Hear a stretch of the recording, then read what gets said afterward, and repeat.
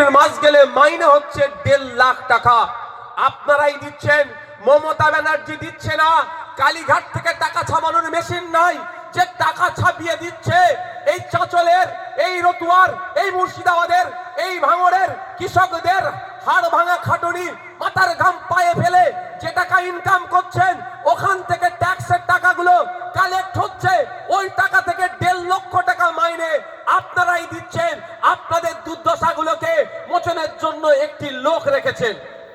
আমি এই ভাষাই বলছি, একটি লোক রেখেছেন, একটি লোক রেখেছেন। তাহলে লোকটা ভুল রাখা হয়েছে, তাই না? সঠিক লোক রাখলে তাহলে ওই কেরলেরটা দেখতো, মধ্যপ্রদেশকে দেখতো, উত্তরপ্রদেশটা দেখতো, পাঞ্জাবকে দেখতো, হরিয়ানাকে দেখতো, সর্বোপরি মেঘালয়কে দেখতো। আরে ওরাও কৃষক, আমরাও কৃষক। তাহলে ওদের বেড়ে যাচ্ছে, আমাদের কমছে, বাড়ছে না কেন? তাহলে ফর্মুলা চেঞ্জ করতো, C2 + 50%। মানে হচ্ছে একটা ফর্মুলা। আপনি একটা, আমি উদাহরণের জন্য বলছি, বাবু আপনারা ফুলকপি চাষ করেন, হ্যাঁ? একটা ফুলকপি বাজারে বিক্রি করতে যাওয়ার আগে পর্যন্ত কত টাকা খরচ হয় একটা ফুলকপির পেছনে? হিসাব করেন নাকি? আমি বলি আপনাদের, কোনো জায়গায় 3.5 টাকা, কোনো জায়গায় 4 টাকা, কোনো জায়গায় 5 টাকাও খরচ হয়ে যায়। ঠিকঠাক বলছি তো?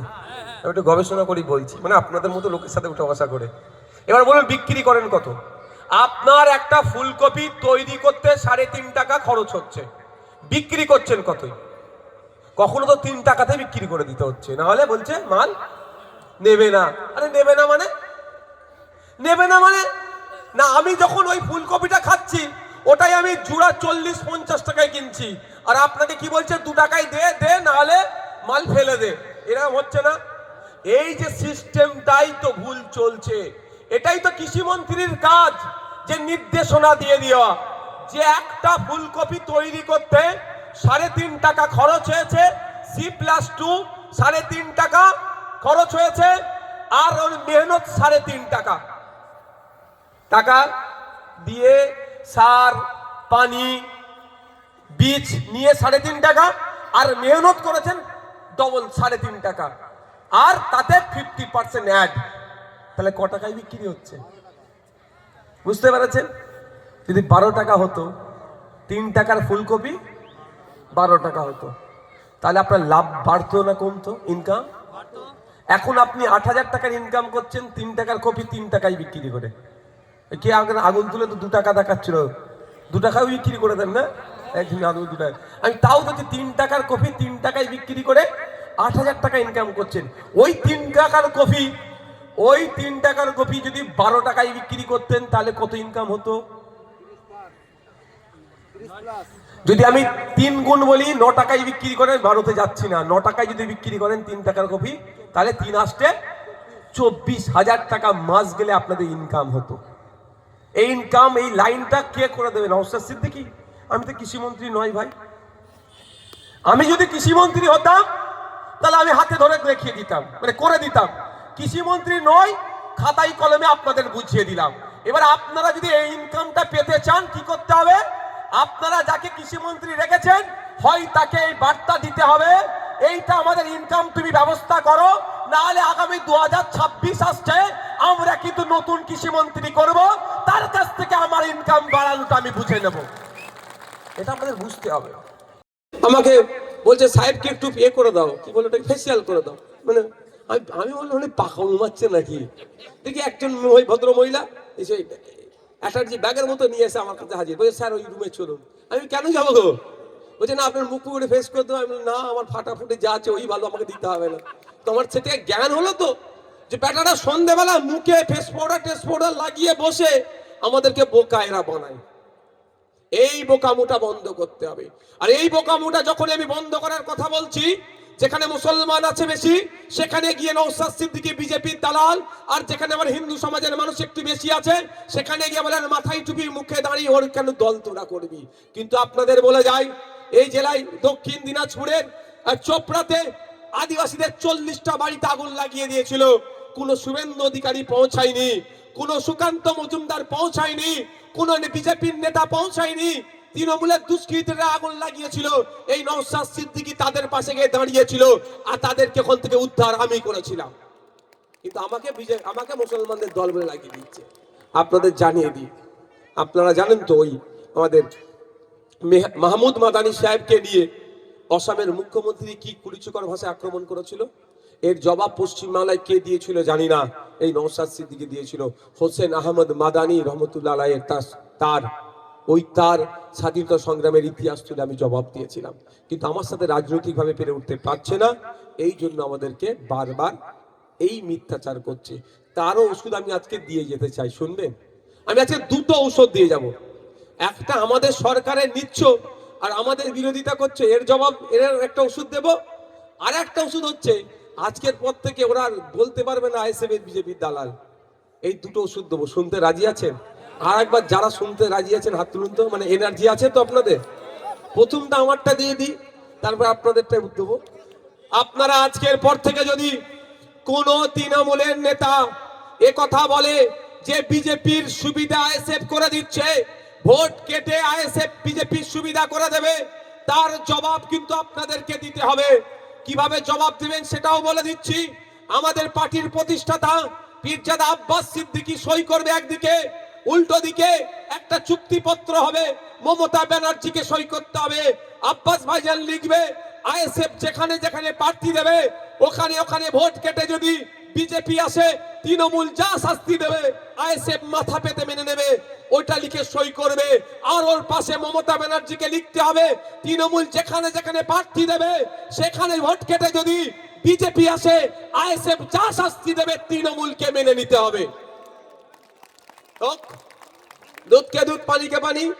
আমি যদি বিজেপির কাছ থেকে টাকা নিয়ে বিজেপিকে আসার সুবিধা করি তাহলে আমি এগ্রিমেন্টে সই করব না। আর মমতা ব্যানার্জি যদি তার পরিবারের লোকজনকে দুর্নীতির হাত থেকে বাঁচাবার জন্য বিজেপিকে নিয়ে আসার সুযোগ করে দেয় তাহলেও মমতা ব্যানার্জি সই করবে না। এখন দেখা যাক কে সই করে। আমি তো রেডি আছি, আব্বাস ভাইজান রেডি আছে সই করার জন্য। আজকের পর থেকে যদি কেউ একথা বলে যে আইএসএফ ভোট কেটে বিজেপির সুবিধা করে দেবে, বলবে অত কথা বলে লাভ নেই।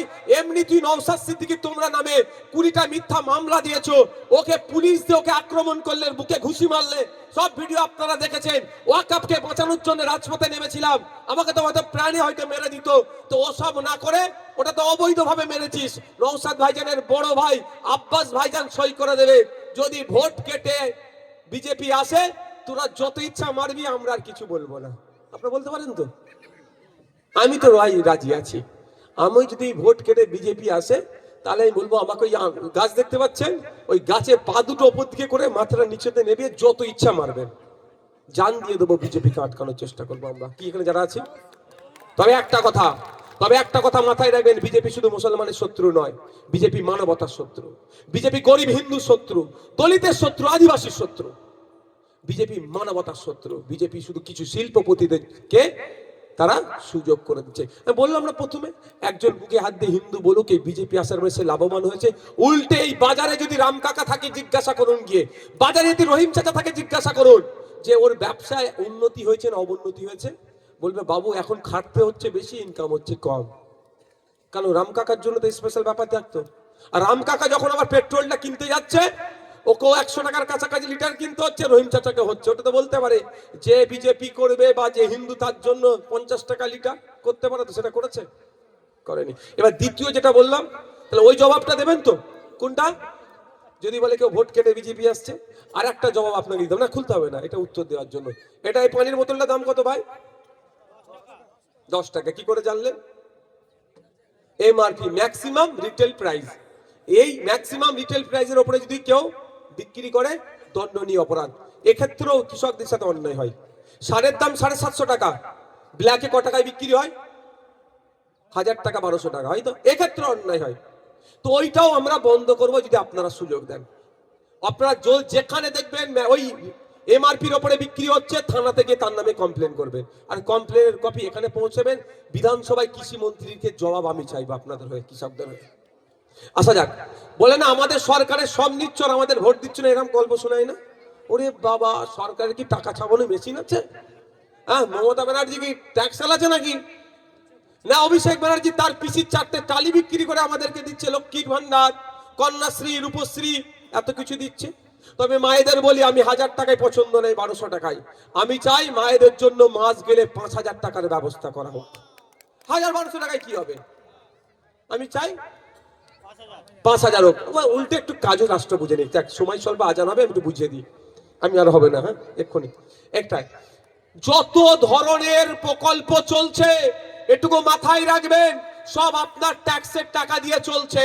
Even Mamata Banerjee, MP, MLA, Naushad Siddiqui যারাই মাইনে পাচ্ছে সবই আপনাদের ট্যাক্সের টাকাতে। কিভাবে? আপনি 10 টাকা দিয়ে পানির বোতলটা কিনলেন, এতে আপনার ট্যাক্স দিচ্ছেন। কি লেখা আছে এমআরপি নিচে দেখবেন, ইনক্লুসিভ অফ অল ট্যাক্সেস, সমস্ত ধরনের ট্যাক্স দিয়ে এটা দাম হচ্ছে 10 টাকা। অর্থাৎ এর থেকে আপনি ট্যাক্স কোথায় যাচ্ছে? যত প্রকল্পে যাচ্ছে, জড়ো হচ্ছে, সেখানে আসছে। আজকের পর থেকে যদি সময় স্বল্প, আমি আর বিস্তারিত করছি না, কেউ যদি আপনাদের বলে যে আমাদের সরকারের নিচ্ছ, আমাদের বিরুদ্ধে কথা বলছো, একটু বলবেন এই চুপ কর, তোদের আমাদের আপনার প্রত্যেকের সরকার, সরকারের মন্ত্রীরা যে গাড়ি চড়ে ঘুরছে ওটা আমি কৃষক, আমার ট্যাক্সের টাকাতে চড়ছে। আগামী দিনে বেশি কথা বললে গণতান্ত্রিক প্রক্রিয়াতে ওই মন্ত্রীকে গাড়ি থেকে আমরা নামিয়ে দেবো। বুঝতে পেরেছেন কি বলছি?